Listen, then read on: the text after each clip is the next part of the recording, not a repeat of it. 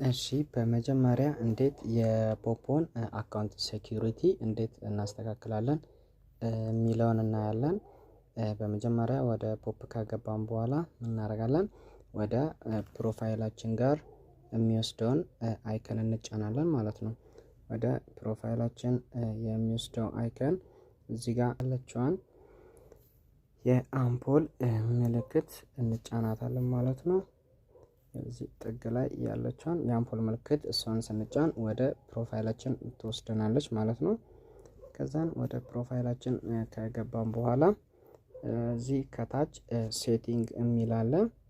ከስር በኩል ሴቲንግ የሚል አለ። መጀመሪያ እሱን እንጫናለን። ሴቲንግ የሚለውን ሴቲንግ ውስጥ ገብተን እናስተካክለው። ሴቲንግ የሚለውን እንጫንና ከዛን ከገባን በኋላ ምን የሚል አለ እዚህ ከላይ የመጀመሪያ ላይ አካውንት ኤንድ ሴኩሪቲ የሚል አለ። አካውንት ኤንድ ሴኩሪቲ የሚል እዚህ ጋር አካውንት ኤንድ ሴኩሪቲ የሚል አለ ማለት ነው። እዚህ ውስጥ ገብተን ነው የምናስተካክለው። በመጀመሪያ እዛ ውስጥ እንገባለን። ከዛ በኋላ እዛ ውስጥ ከገባን በኋላ የተለያየ አራት አይነት ኦፕሽኖች ያማርጠናል። እነሱ ምንድናቸው? ፎን ነምበር፣ ኢሜል አድሬስ፣ ጉግል እና ፌስቡክ ናቸው። እነኚህ አራቱም የዚህን አካውንት ቬሪፋይ ለማድረግ በጣም ጠቃሚዎች ናቸው ማለት ነው። ቢያንስ ምን አለ እዚህ ላይ ፎን ነምበር ቢጠፋብን በኢሜላችን መክፈት እንችላለን።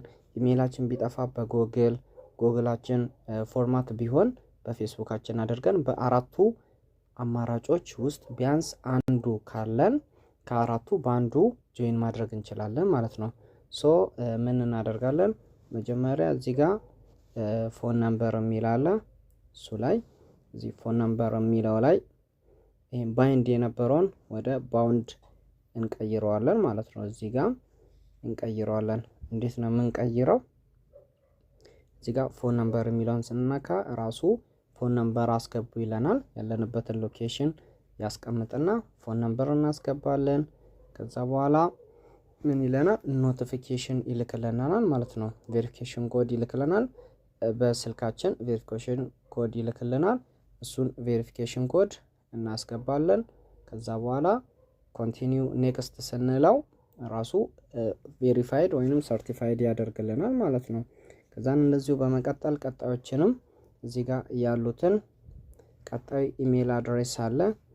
ኢሜል አድሬሱንም እንደዛው እያደረግን እናስገባለን። ጉግልም አለ፣ ፌስቡክም አለ። እነኚህን አራት አማራጮች ተጠቅመን አካውንታችንን ሴኩሪቲ ሌቭላችንን ከሎ ወደ ሃይ እንቀይረዋለን ማለት ነው። ከዛ በኋላ ይሄኛው የሚጠቅመን ቅድም እንዳልኩት በአንዱ ብቻ መልሰን ጆይን ማድረግ እንችላለን ማለት ነው። ቢያንስ እንትን የምንለው ባይኖረን አካውንት እንትናችን ቢጠፋ የከፈትንበት ጉግል ሊሆን ይችላል፣ ፌስቡክ ሊሆን ይችላል፣ ፎን ነምበር ሊሆን ይችላል። ከዛ ውስጥ ቢያንስ አራቱንም ኮኔክት ካደረገን ቢያንስ በአንዱ ብቻ መልሰን ማግኘት እንችላለን ማለት ነው።